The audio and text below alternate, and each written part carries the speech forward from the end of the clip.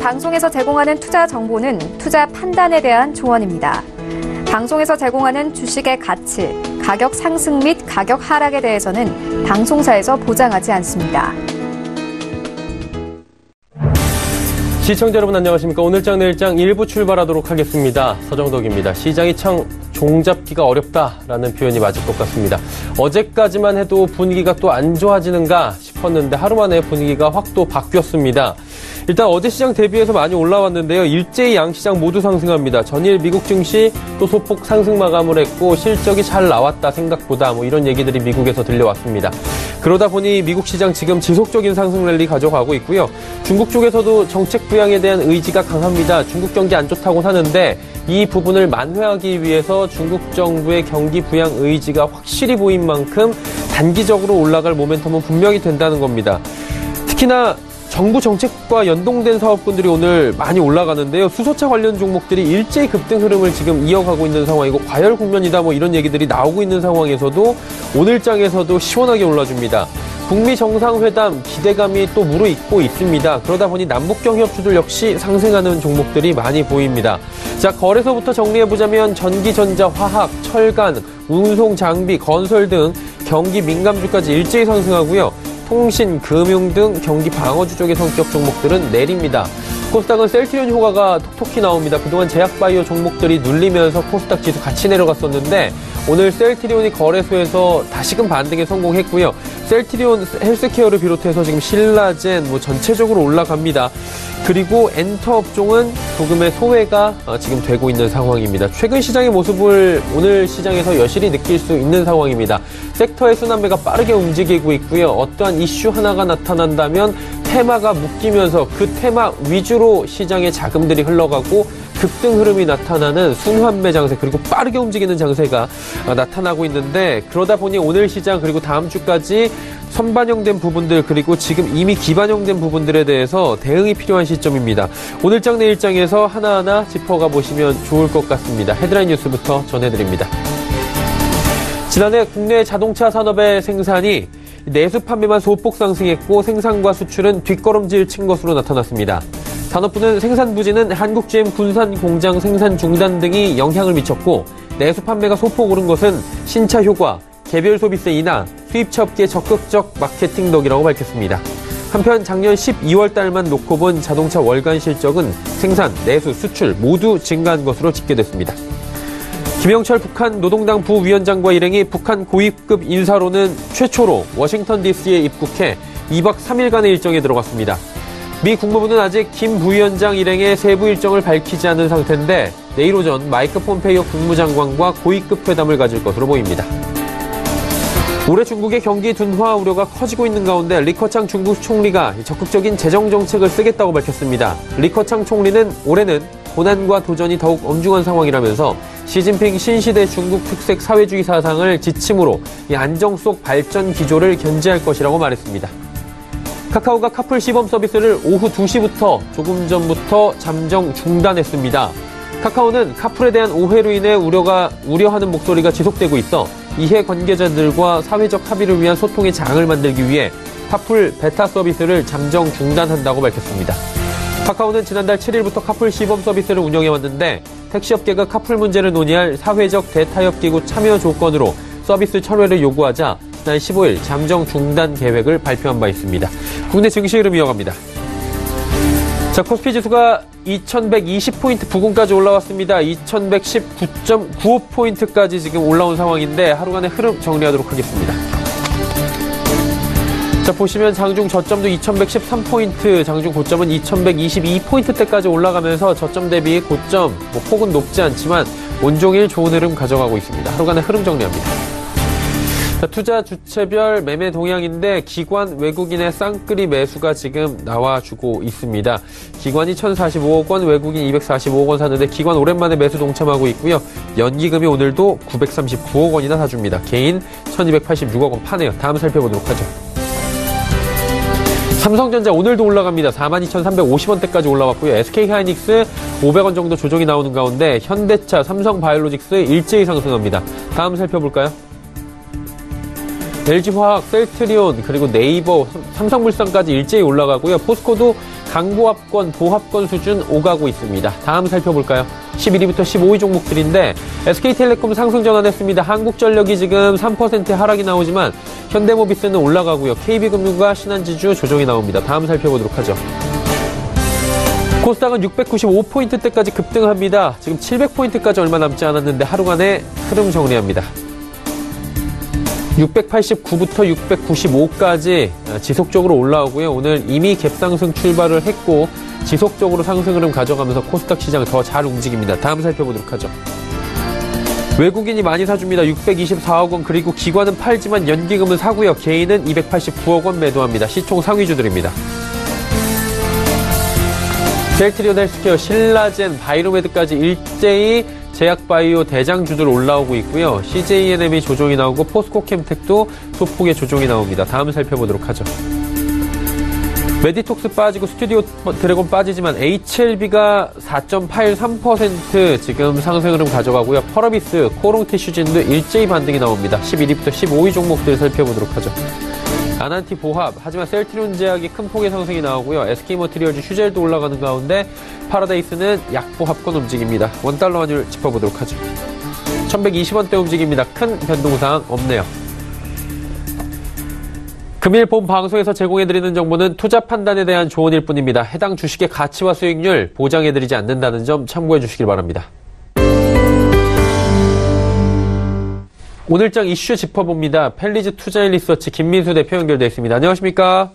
네, 안녕하십니까? 정부 정책 발표의 힘이 굉장합니다. 수소차 관련주가 오늘도 지금 오르고 있는데 뭐 정책 이야기 해보면서 향후 흐름까지 한번 이야기해볼까요? 네, 오늘은 지금 시장에서 가장 뜨겁게 자리 잡고 있는 테마주 두 종류에 대해서 분석을 해보겠는데요. 첫 번째로 두 종류 모두 다 가장 큰 특징은 정부 정책적인 어떤 변화가 시장을 이끈다라는 쪽에 초점을 맞출 수 있을 것 같습니다. 그중에 첫 번째가 이 수소차 관련주고요. 이제 대통령 신년사에서 수소 경제까지 언급을 했습니다. 특히 수소차에 끝나는 게 아니라 수소 경제라는 얘기는 앞으로 수소 발전과 관련된 여러 가지, 즉 이제 지금은 아직까지는 원자력이라고 하더라도 수소를 이용한 뭐 핵융합까지도 나올 수 있는 이제 여러 가지 흐름들 쪽에서 언급했다고 봐야 될 것 같고요. 그 전에는 오히려 또 이제 정부와 현대차 모두 앞으로의 어떤 성장과 관련된 청사진을 발표하다 보니까 그에 따라서 촉발을 시작했던 부분들이 이제 최근에 이어지는 여러 가지 정부의 정책적인 흐름들이 가세되면서 주가가 가장 뜨겁게 올라오고 있는 상황이 아닌가 생각되고 있고요.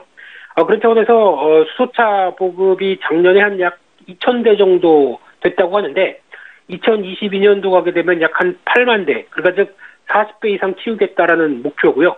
거기다가 수소차 같은 경우도 연료 전지 쪽으로 해서 세계 시장 점유율 1위를 달성하겠다라는 게 지금 정부의 목표입니다. 물론 목표치를 달성을 할 때 가장 중요한 거는 공무원들의 계산기인데요. 그와 관련돼서 그냥 임의로 나온 숫자일 수도 있다라고는 생각되고 있지만 더 중요한 거는 그 이면에 있는 정부의 의지가 아닌가 생각되고 있고요. 지금처럼 어떤 시장의 저성장 기조가 완화한 가운데 그런 어떤 돌파구가 무엇이냐라고 해서 그를 위해서 하나 선택한 섹터가 이쪽이다라고 하게 되면 의지를 충분히 보여줄 수 있다라는 쪽에 대한 기대감은 높다라고 봐야 될 것 같고요. 그런 차원에서 이제 한참은 또 시장에서 전기차가 그렇게 인기더니 지금 이제 전기차는 거의 지금 추세가 밑으로 반대로 가고 있는 상황 쪽에서 수소 전기차가 가장 큰 지금 시장의 대세로 가고 있다라고 보시면 될 것 같은데 일단 일반 전기차와 수소차는 딱 두 가지로 분류할 수 있는데 일단 수소차는 지금 현재는 충전 비용이 비쌉니다. 전기차 대비 한 3배 정도까지는 되는데 그러나 이 부분은 앞으로 계속 확대되기 시작하게 되면 떨어지겠다라고 보여지고 있는 상황들이고요. 게다가 주행거리가 한번 충전했었을 때 나올 수 있는 주행거리가 전기차 대비해서 한 2.5배다라는 쪽으로 얘기가 나오고 있고요. 또 충전 시간도 짧다라는 쪽과 함께 솔직히 전기차 같은 경우는 엄밀한 친환경차라고 볼 수가 없죠. 특히 전기를 생산한 부분을 배터리에 충전을 시켜야 되다 보니까 상대적으로 원자력이나 화력 발전이 전기를 만든다라고 하게 되면 오히려 지금 친환경 부분들이 떨어질 수있다고 볼 수 있는데 수소차 같은 경우는 좀 다르죠. 오히려 완전히 수소 충전으로 인해서 나올 수 있는 친환경 발전이고 또 하나 배터리가 필요 없습니다. 바로 융합 과정을 통해서 나올 수 있다라고 하게 되면 이런 다양한 어떻게 보면은 장점이 있는 흐름들 쪽에서의 변화가 일단 지금 시장에 작용을 하고 있고, 특히 지금 현재 전 세계 판매가 현대, 도요타, 혼다 세 종류밖에 없습니다. 그래서 수소차에 대한 어떤 발전 가능성이 더 높다라는 관점 쪽에서 선점을 하겠다라는 입장인데, 하지만 일단 좀 늦었죠. 벌써 일본은 2014년도부터, 그리고 중국과 독일도 정부 중심의 플랜이 짜여져 있는 상황 쪽에서 약간 늦은 상황이라고 보여지지만은, 오히려 지금 이런 상황 쪽에서 민관이 같이 이어진다라고 하게 되면 변화는 좀 더 클 수 있다라고 바라보고 있는 상황들인데, 그런 차원에서 봤었을 때 이제 수소차와 관련돼서 가장 큰 어떻게 보면 핵심적인 역할을 할 쪽은 현대차겠죠.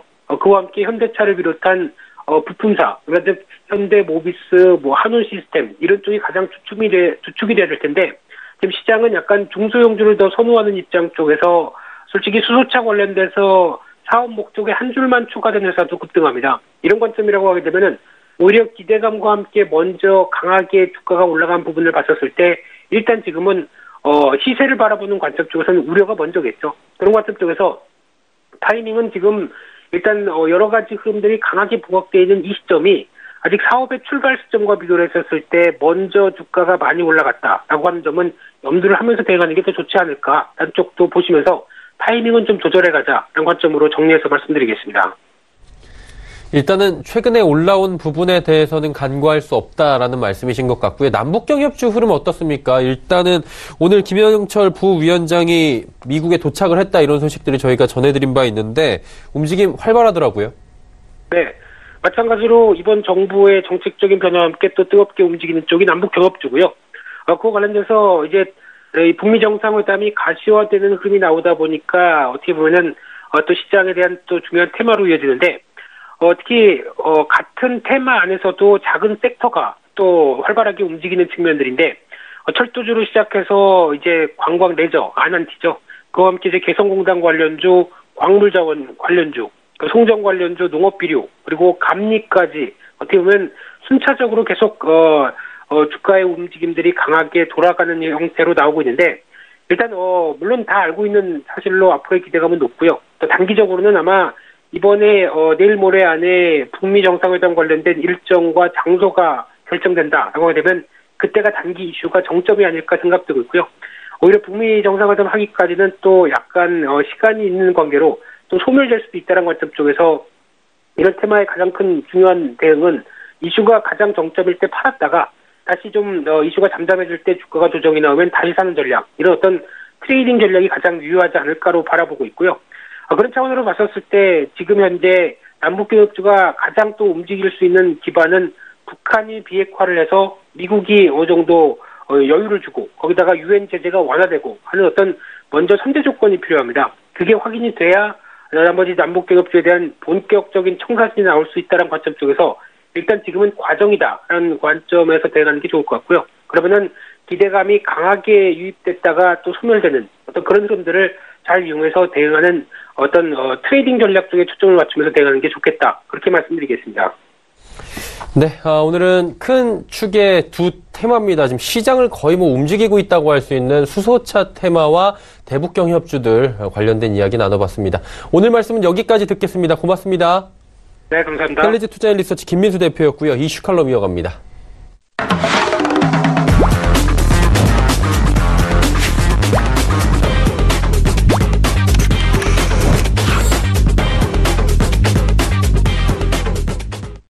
마켓 리더들과 함께하는 시간, 이슈 칼럼 시간입니다. 오늘은 미중산업경제연구소 조용찬 소장과 함께합니다. 소장님 안녕하십니까? 예, 안녕하십니까? 일단은 미국 쪽부터 여쭤볼 텐데, 미국 금융주들이 생각보다 실적이 잘 나오면서 급등하는 흐름을 이거래일 전에 봤고, 오늘은 JP 모건 체이스가 실적 발표했는데 괜찮다고 하더라고요. 그러다 보니까 미국 증시 상승에 기폭제가 될 수 있을까, 이런 생각을 하게 되는데 어떻게 보십니까? 네, S&P 500 구성 기업들을 보면은 지난 6주간 그 4분기 예상 실적을 많이 하향 조정을 했는데요. 이런 속도가 2015년 1분기 이후에 가장 많았다고 합니다.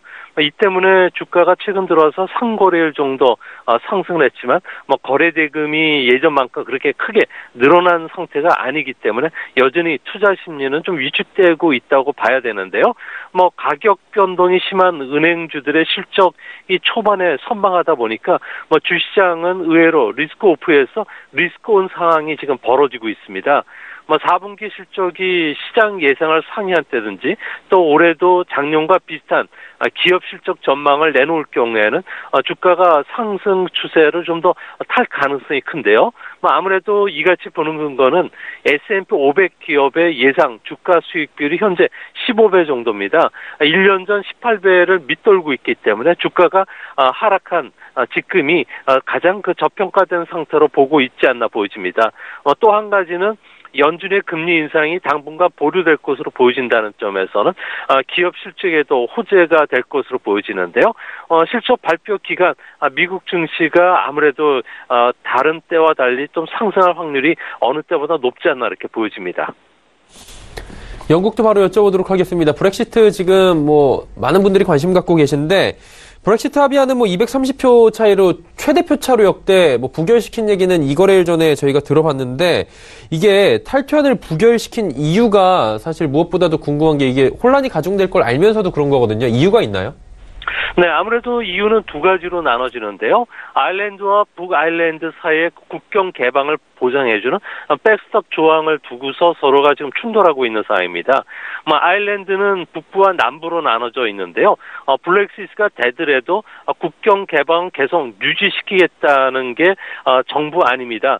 북부 영국 아일랜드의 국경 검문소라든지 세관이라는 그 물리적 장벽이 생긴다면은 북아일랜드 같은 경우는 독립투표를 강행하겠다고 주장을 했는데요. 아무래도 영국 안에 큰 섬에 갇혀 있지만 북아일랜드하고 영국 같은 경우는 카톨릭 또 개신교로 종교가 다르고요. 또 과거 싸우는 과정에서 300명 이상의 사망자가 나올 정도로 상당히 대립이 격화된 지역입니다. 이후에 비판적인 강경파들 같은 경우에는 북아일랜드만 계속 남겨뒀다면은 영국의 일체성이 훼손될 뿐만 아니라 영국이 이후에 속국이 두는 행위라고 격렬히 지금 비난하고 있기 때문에 타협점을 찾기가 상당히 어렵지 않을까 보여집니다. 또 한 가지는 이유가 영국 정부를 불신한 데 따른 불쾌감도 영국 의회 의원들이 갖고 있는데요. 합의안을 보면은 이혼에 따른 위자료죠. 지불 청산금을 받기 전까지는 영국 전역을 2020년 말까지 EU 관세 동맹에 남기겠다고는 안전망을 두고 있다는 겁니다. 블랙시트 찬성 농자들 같은 경우는 이 조항이 영국의 주권 침해에 방해된다고 주장하면서 합의안에 지금 반대하는 그런 모습입니다. 일단은 만약에 합의 없는 브렉시트가 발생한다면 영국 사회는 지금 충격에 빠질 수밖에 없다라는 이야기는 계속 나오고 있는데 영국 합의안 부결에 따라서 쇼크를 최소화하기 위한 대책들이 있을 것 같은데 그런 것들이 나와 있는 게 있나요? 네, 메이 총리가 취할 수 있는 가장 최선의 시나리오는 아무래도 21일까지 비프렌 대안을 밝혀가지고 의회가 심의를 거친 뒤에 29일까지 수정안이 제출되는 건데요. 이제 문제는 EU가 영국의 미세 수정 재협상 제의를 받아들일 수가 없다고 지금 밝혀 있는 상태입니다. 아무래도 유럽 같은 경우에는 5월에 유럽 의회 선거가 있기 때문에 아무래도 이를 의식해야 되는데요. 영국이 합의 없는 이탈이 가져올 경우, 그러니까 외환시장 충격뿐만 아니라 주가 충격, 여기에 EU의 공중 분해를 피할 수 없다고 EU 회원국을 적극적으로 설득해 나간다면은 아마 전체 동의를 얻을 가능성도 있지 않나 보여집니다. 차선책은 자신이 메이 총리가 퇴진을 각오하고 브렉시트를 1년 정도 연기시키는 방안이고요. 또 브렉시트 자체를 포기하는 결정을 내리는 겁니다. 브렉시트가 연기되기 위해서는 리스본 조약 50조의 적용을 연장시켜줘야 되는데요. 이를 위해서는 영국이 용기를 내서 EU 잔류를 묻는 두 번째 국민투표를 실시해야 됩니다. 현재 여론은 잔류 쪽으로 기울고 있는데요.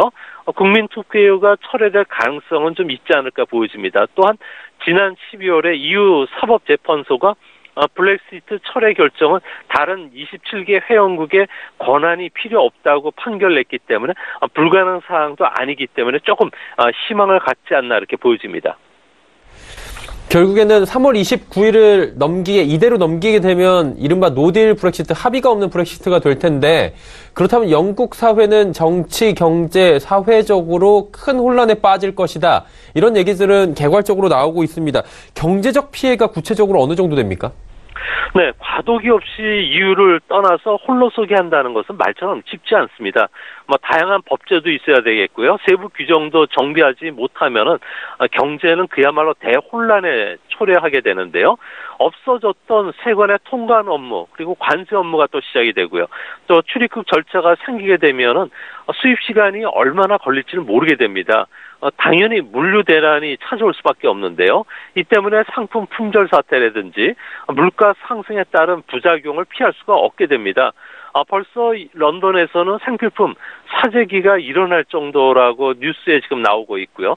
사람, 돈, 서비스의 자유로운 이동이 막히면 생활뿐만 아니라 경제 활동에도 악영향을 받게 됩니다. 영국 같은 경우에는 그 고급차 생산지로 알려지고 있는데요. 벤틀리라든지 제규어, 미니밴 같은 경우에는 그동안에 유럽 대륙으로부터 부품을 공급받아오면서 재고 비축에 들어가는 비용이 들지 않았습니다. 저스트 타임식의 부품 공급이었는데요. 앞으로는 관세가 생긴다면 물품 확보를 위해서 창고를 마련해야 되겠고요. 또 관세 부과로 제조 비용이 올라갈 뿐만 아니라 항만이나 철도 같은 물류 산업에도 적지 않은 피해를 주게 됩니다. 특히 과거처럼 북아일랜드와 분쟁이라도 발생한다면 영국 내 투자가 급감하게 되고요. 이럴 경우 영란은행 같은 경우는 이런 최악의 시나리오를 가정한다면 국내 총생산은 2023년 말까지 국민투표가 있었던 2016년 대비해서 최대 10.5% 정도 하락할 것이라고 그랬는데요. 더 큰 걱정은 유럽 내 금융 허브로서의 런던의 기능이 상실하게 되면 런던 집값은 30% 정도 떨어지게 됩니다. 여기에 미중 간의 무역 합의마저 불발이 된다면 2008년 글로벌 금융 때보다 영국을 비롯해서 영국과 무역 의존도가 높은 다른 나라들 같은 경우는 심각한 피해를 입지 않을까 보여집니다. 어제 영국 의회가 메이 총리 불신임안을 부결시켰는데 정치적 혼란은 여전한 것 같습니다. 이게 향후의 정치적 일정을 예측을 좀 해봐야 될 것 같은데 이 부분은 나와 있는 게 있습니까? 네, 불신임안이 통과됐었더라면은 브렉시트 합의안은 통째로 흔들리게 되는데요. 노딜 브렉시트 가능성이 높아질 수밖에 없었습니다. 다행히 불신임안이 통과되지 않았기 때문에 메이 총리 같은 경우는 반대파를 설득할 시간을 얻었는데요. 다만 대안을 만드는 것은 거의 불가능에 가깝다는 게 영국 쪽의 이야기들입니다. 영국이 2016년도에 국민투표에서 EU를 탈퇴한 결정 이유가 불법 이민자의 유입 그리고 EU 분담금 예산 분배를 둘러싼 불만 때문이었는데요. 메이 딜이라고 부르는 현재 합의안이 영국민의 요구에 부합하지 않는다면은 아무래도 메이 총리 같은 경우에도 운명도 바람 앞에 촛불 신세가 될 가능성이 큰데요. 메이 총리의 새로운 제안을 의회가 받아들이지 않는다면은 가장 최악의 경우에는 아무래도 총선을 다시 치르게 될 가능성이 있고요. 두 번째로는 국민 여론이 둘로 분열되면서 브렉시트가 연기되는 안도 있습니다. 또 한 가지는 기업들이 가장 강력하게 반대하는 합의 없는 이탈 중에 하나를 선택해야 되기 때문에 앞으로 메이 총리 같은 경우에는 정책 혼란을 좀 피하기는 어려울 것으로 보여집니다. 그럼 이제 궁금한 거는 합의 없는 브렉시트, 노딜 브렉시트가 발생할 경우에 우리나라에 지금 펼쳐지게 될 상황들 피해는 어느 정도입니까? 네. 영국의 경제 규모가 세계 5위입니다. 영국이 수정안을 다음 주 하원에 다시 상정하지 않다든지 합의안 통과가 되지 못하는 상황이 발생할 가능성도 있는데요. 이렇게 되면 영국이 EU에 이탈하면은 한 EU 간의 FTA로 무관세로 수출을 받은 제품들이 관세가 부과가 됩니다. 작년에 우리나라 같은 경우는 영국산 위스키를 1억 5천만 달러 수입했기 때문에 관세를 20% 더 내야 되는데요. 이렇게 되면은 위스키 값이 당장 인상이 불가피해질 것으로 보여집니다. 지난해 우리나라 같은 경우에는 승용차를 영국에 15억 달러 정도 수출했는데요. 앞으로는 10% 관세 폭탄을 받게 됩니다. 또한 영국산 미니밴 같은 경우에도 국내에서 인기가 있었는데 판매 가격도 당연히 같이 올라갈 수 있을 거로 보여지고요. 또 우리나라 기업들 같은 경우에는 100여 개사가 영국에 진출하고 있는데요. 런던을 주요 EU 시장에 수출 허브 기능을 해왔습니다. 영국과는 별도로 FTA를 체결하기 전까지는 아무래도 행정 비용이라든지 물류 비용이 증가할 수밖에 없고요. 이 때문에 기업 본부를 런던에서 독일의 프랑크푸르트라든지 파리 등으로 이전할 수밖에 없을 거로 보여집니다.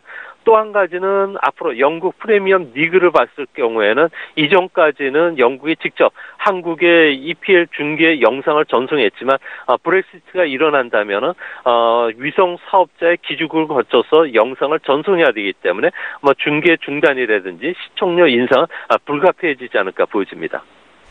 이게 여담이긴 하지만 손흥민 선수 경기 중계도 지금 볼 수 없게 되는 그런 상황까지 지금 발생을 하는 건데, 이제 중국 쪽 얘기로 좀 넘어가 보도록 하겠습니다. 중국 경기 안 좋다는 얘기는 지난해 말부터 지속적으로 얘기가 나왔는데 지표로 지금 증명이 되고 있는 것 같습니다. 지난 12월 지표들 나왔는데 줄줄이 안 좋았어요. 그러다 보니까 미중 무역의 결국에 전쟁에 어두운 그림자가 드러나는 게 아니냐, 이런 얘기들이 나오는데 맞습니까? 네, 지금 현재 미국 같은 경우에는 트럼프의 재정 정책이 지금까지 한 3천억 달러 정도가 집행이 됐는데요. 이 때문에 무역 전쟁의 악영향으로 분석되는 2,746억 달러의 경제적 피해는 미국은 거의 현재 나타나지는 않고 있습니다. 반면에 중국 같은 경우는 12월 달부터 대미 수출입이 모두 작년 같은 기간에 감소하기 시작했고요. 기업들의 설비 투자뿐만 아니라 소비까지도 급격히 위축이 되는 그런 모습입니다. 중국의 수출 효자 품목이라고 할 수 있는 휴대전화 같은 경우는 무려 31%나 급감했고요. 노동 집약 산업의 대표적인 품목이라고 할 수 있는 PC라든지 의류 같은 경우에도 지금 마이너스로 돌아서 있는 그런 상태입니다.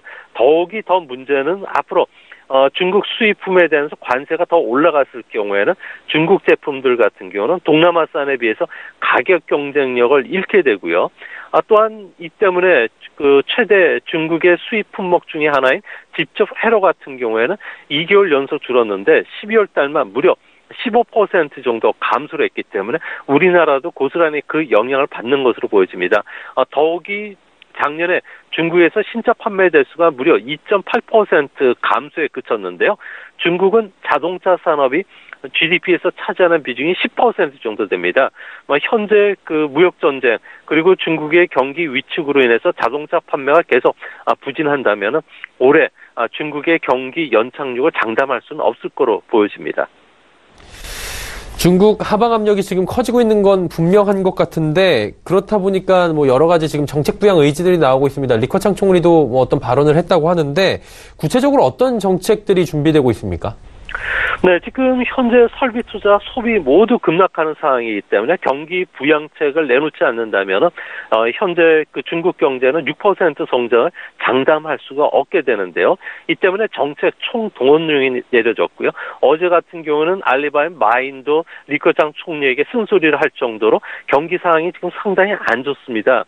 이 때문에 인민은행 같은 경우에도 지준율도 낮췄고요. 또 민간 기업의 대출을 의무적으로 확대하는 인류 정책도 시행되고 있고요. 또 단기 금융시장에 무려 92조 원의 유동성 공급, 이것도 모자라서 중기 대출 제도를 통해서 현재 한 50조 원 자금들 긴급하게 투입을 하고 있는데요. 하지만 테크놀로지형 민간 기업들 같은 경우에 의무 신용 대출 제도가 도입이 되더라도 아무래도 이 자금들이 다 집행되기는 어렵고요. 또 무늬만 첨단 그린 색깔의 기업들만 호주머니가 찢어질 정도로 금융 지원을 해주다 보니까 양극화를 피해가기는 어렵지 않나 보여집니다.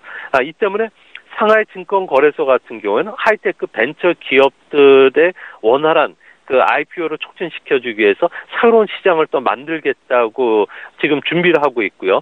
또 감세 정책과 관련해서는 도시 취업자들의 납세 비율을 44%에서 앞으로 15%까지 낮춰줄 예정으로 있고요. 또 새해부터 시행되고 있는 교육비, 의료비, 주택 모기지 이자 비용, 고령자 부양 등과 관련된 특별 공제도 도입되면서 가처분 소득이 줄지 않게끔 유도를 해주고 있는 그런 모습입니다. 이외에도 현재 인구 정책에서는 2명까지 출산 장려 정책이지만 앞으로는 3명까지 더 확산시켜 줄 것으로 보여지고요. 또 고속전철과 관련된 180조 원의 투자도 좀 더 앞당길 가능성도 있고요. 이것뿐만 아니라 현재 그 중국 같은 경우에는 앨런 머스크 테슬라의 그 회장이죠. 이분한테도 영주권을 제안을 하기도 했는데요. 앞으로는 많은 첨단 기술을 투자하는 외국계 IT 기업에 영주권을 발급한다고 하지만 영주권 자체만 하나 가지고 기업 투자가 늘어나기는 어렵기 때문에 중국 정부 입장에서도 앞으로 어떻게 경기를 부양시키느냐에 관련해서 상당히 고민이 깊어진다고 합니다. 사실 지금과 같은 상황에 대해서 일단 지나간 얘기지만 소장님하고 저희가 연말 특집에서 분명히 같은 얘기를 해본 적이 있고 이렇게 될 것이다라고 했는데 지금까지의 상황은 어느 정도 맞아가는 것 같습니다. 자, 그렇다면 다음을 예측을 해봐야 되는데 경기 부양책이 나왔습니다. 그렇다면 효과가 좀 나올 것으로 소장님 예측하십니까? 네, 중국 같은 경우는 수출이 GDP에서 차지하는 기여율이 무려 30% 정도 됩니다. 또 수출 산업들 같은 경우에는 전체 고용자의 80%를 민간 기업이 채용을 해주고 있는데요. 자금을 공급을 해주고 대출을 늘려주더라도 공장이나 주식을 담보로 제공을 해야 됩니다. 이 때문에 부동산이나 증시가 하락해 있는 상태에서는 민간 기업들 같은 경우는 신용도가 떨어진 상태이기 때문에 신용 대출도 없기 때문에 실제 추가 담보를 해줘야 되는데요. 여전히 그 문턱을 넘기는 상당히 어렵습니다. 이 때문에 IMF 보고서에 따르면 세 차례 미국의 그 수입 관세 부과로 인해서 중국은 실질 GDP가 0.6% 정도 하락 압력을 받게 되고요. 앞으로 2천억 달러에 대한 수입 관세가 10에서 25%로 높아진다든지 그렇게 됐을 경우에는 실질 GDP가 1.2% 하락하게 됩니다. 결론적으로 말씀드리면은 무역 전쟁이 해소되지 않는 한 고용 불안 그리고 제조업 부분의 그 설비 투자 확대가 어렵기 때문에 경기 회복을 기대하기는 어려운데요. 새해부터 소득세 감면 조치라든지 이런 것들이 시행되지만 중국에서는 법인세를 납부하는 기업들이 대부분 국유 기업들이고요. 또 소득세를 납부하는 계층도 전체에 비하면 아주 소수에 그칩니다. 이 때문에 국유 기업이나 고소득층의 그 납부가 되어 있는 상태이기 때문에 감세안이 GDP 대비해서 0.9%라고 하지만 낙수 효과는 그렇게 크지는 않을 것으로 보여지고요. 중국 경제가 회복되기 위해서는 무역 전쟁을 조급히 마련해야 되겠고요. 또 수출 의존도가 높은 다른 그 중국의 의존도가 높은 나라들 같은 경우에도 수출 성장 둔화는 불가피하기 때문에 앞으로 우리나라 같은 경우에도 상당히 좀 고민을 좀 해봐야 되는 시점인 것으로 보여집니다. 그리고 이달 말에는 장관급 회담이 워싱턴에서 미중 간에 열립니다. 지난번에 차관급 회담이 하루가 연기가 되고 분위기가 좋았다라고 하는데 한간에 들리는 얘기는 알맹이가 없었다. 결국엔 직접 재산권이나 여러 가지 이런 첨단 기술 문제에 대해서 어떻게 풀어갈 것이냐라는 부분인데 이번에는 좀 이견이 좁혀질 수 있을 것으로 보십니까? 네, 이번 협의 같은 경우에는 외형상으로는 상당히 좀 긍정적인 신호들이 많이 나오는데요. 통상 문제와 관련해서는 중국이 좀 많은 양보를 할 것으로 좀 보여집니다. 아무래도 시 주석이 트럼프에게 약속했던 1조 2천억 달러 규모의 수입 품목이라든지 금액, 시기, 검증 방법에 대해서는 합의점을 찾을 것으로 보여지는데요. 다만 문제는 미국 내에서 문제 삼고 있는 중국의 구조적인 문제죠.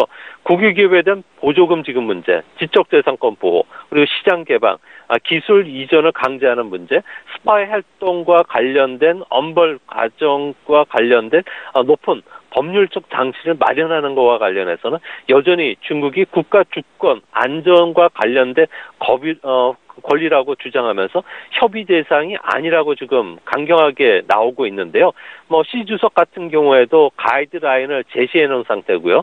또 3월 1일 그 협상이 만료되는 시점이 아무래도 당정군을 비롯해서 전 현직 그 고위 관료들이 모이는 양회가 진행된다는 점에서 아무래도 장관급 협상에서 밀렸을 경우에 시진핑 국가 주석의 권위도 떨어지고 정치적 위상도 어렵기 때문에 앞으로 이 문제와 관련해서는 이번 협상 결과를 뛰어넘어서 3월 1일까지도 협상이 될런지 여전히 미지수인 것으로 보여집니다. 네, 알겠습니다.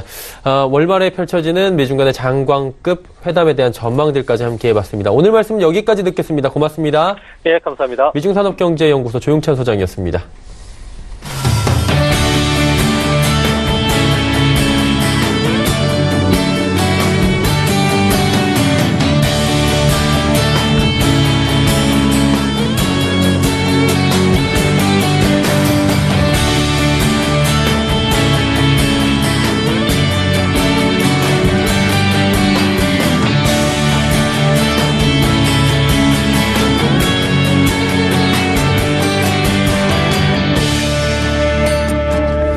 오늘장 내일장 1부 함께 하셨습니다. 잠시 뒤 2부에는 오늘도 레벨업 트레이딩 타임 시간이 준비가 되어 있습니다. 두 분의 전문가와 함께 다양한 종목 짚어보고요. 또 종목 상담까지 알차게 이어가는 시간 준비가 되어 있습니다. 2부에서 뵙겠습니다. 고맙습니다.